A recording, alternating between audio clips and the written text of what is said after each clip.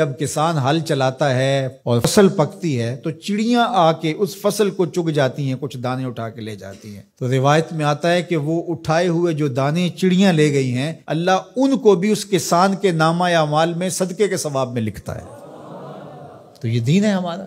ما وعدہ فی امرأ فہی صدقہ، جو تم کمائی بیوی کو لا کے دیتے ہو، اس کے منہ میں رکھتے ہو، برگر کھلاتے ہو، تو بیوی کو جا کے تم جو چیز کھلاتے ہو لا کے، اور اس سے وہ خوش ہوتی ہے اور تمہیں بھی اس سے مسرت ہوتی ہے، تو فرمایا کہ وہ جو تم نے کمائی کر کے لقمہ لا کے بیوی کے منہ میں دیا اور وہ خوش ہوئی، تو فرمایا تمہارا وہ بھی نامہ اعمال میں صدقے کے کھاتے میں لکھا جائے گا۔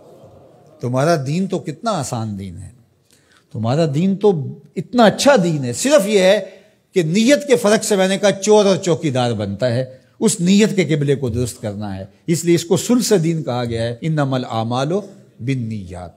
تو ہم اس کے لیے جیتے ہیں، میری زندگی کا مقصد تیرے دین کی سرفرازی، میں اسی لیے مسلمان، میں اسی لیے نمازی، بات ختم۔ ہم بس اسی کے لیے جی رہے ہیں، اسی کا حکم ہے۔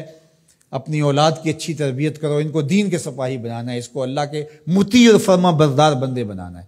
اس کے لیے جو تم کوشش کر رہے ہو تو تمہارا یہ صدقہ لکھا جا رہا ہے۔ تم مجاہد فی سبیل اللہ ہو، تم اپنی اولاد کے لیے اس لیے کمائی کر رہے ہو کہ ان کو جو ہے وہ اللہ کا ایک مطیع بندہ بنانا ہے۔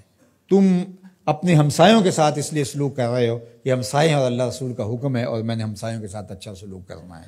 تم رشتہ داروں کے ساتھ نبھا رہے ہو ان کے تلخ رویوں کے باوجود بھی کہ اللہ رسول کا حکم ہے، لہٰذا میں توڑ تو نہیں سکتا، لہٰذا اللہ اس کا بھی تمہیں اجر عطا کرے گا۔ ان تلخ رویوں کا تمہیں تمہارے نامہ اعمال میں اجر و ثواب لکھا جائے گا جو تم سہتے ہو اور برداشت کرتے ہو۔ تم سردی سہتے ہو، تم گرمی سہتے ہو، تم مشکلیں سہتے ہو، تو یہ ساری تمہارا دین ہے۔ چونکہ تمہارے دین کو اللہ نے بہت خوبصورت بنایا ہے، تمہارا دین اور تمہاری دنیا الگ نہیں ہے۔ ایک صحابی کو حضور نے دیکھا کہ وہ بہت کمزور تھا، تو فرمایا کہ تمہاری یہ کیا حالت ہے، تم اتنے کمزور ہو؟ اس نے کہا میں نے اللہ سے ایک دعا مانگی تھی، شاید وہ قبول ہو گئی۔ فرمایا کیا ہوا؟ میں نے دعا مانگی تھی اللہ جو آخرت کے حصے کے دکھ ہیں وہ بھی دنیا پہ بھیج دے اور میری آخرت صاف ہونی چاہیے، تو شاید میری دعا قبول ہو گئی ہے، اور مجھے بہت ساری بیماریاں، دکھ اور اذیتیں ہیں جنہوں نے مجھے گھیر رکھا ہے۔ تو اس پر حضور خوش ہونے کی بجائے اسے ناراض ہو کے کہا کہ تو نے یہ کیوں کہا کہ آخرت کے حصے کے دکھ دنیا پہ آ جائیں؟ تو نے یہ کیوں نہیں کہا ربنا آتنا فی الدنیا حسنۃ وفی الآخرۃ حسنہ، اللہ مجھے اس جہاں میں بہتریاں دے دے، اس جہاں میں بہتریاں دے دے۔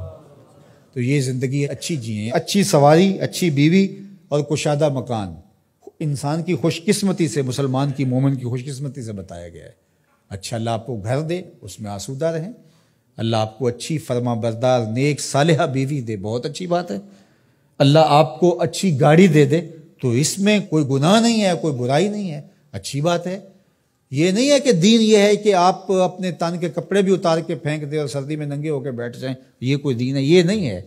ہمارا دین کیا ہے؟ تمہاری نیت کا قبلہ درست ہو، تمہیں جو ملتا ہے تھوڑا ہے یا زیادہ اس پہ تم راضی ہو، تھوڑا ملے تو پھر بھی مالک تیری مرضی میں اس پہ راضی ہوں، اور زیادہ ملے مالک میں تیری مرضی پہ اور تیری عطا پہ راضی ہوں۔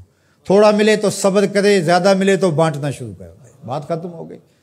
اور کاروبار کرے تو اللہ کی رضا کے لیے جائے، اور بچوں کو ایک اچھی تربیت کی نیت سے گھر سے نکلتا ہے، حتیٰ کہ جو کاروبار کرتے ہوئے مشقتیں آتی ہیں، ٹینشنیں آتی ہیں، پریشانیاں آتی ہیں، جھٹکے لگتے ہیں انسان کو، گاہک کے رویے کی وجہ سے کسی نے ادھار لے لیا، وہ پیسے نہیں دے رہا، بار بار اس کو کہنا پڑتا ہے، اس کے سخت اور تلخ رویے ہیں، یہ جو جھٹکے اور تکلیفیں اور جو ٹینشنیں آتی ہیں، اس تاجر کو اللہ کی جانب سے اس کا بھی ثواب عطا کیا جاتا ہے۔ تو یہ کتنی کرم نوازی ہے اس کی، اور کتنی رحمت ہے اس کی جو اللہ تعالیٰ نے اہل ایمان پہ رکھی۔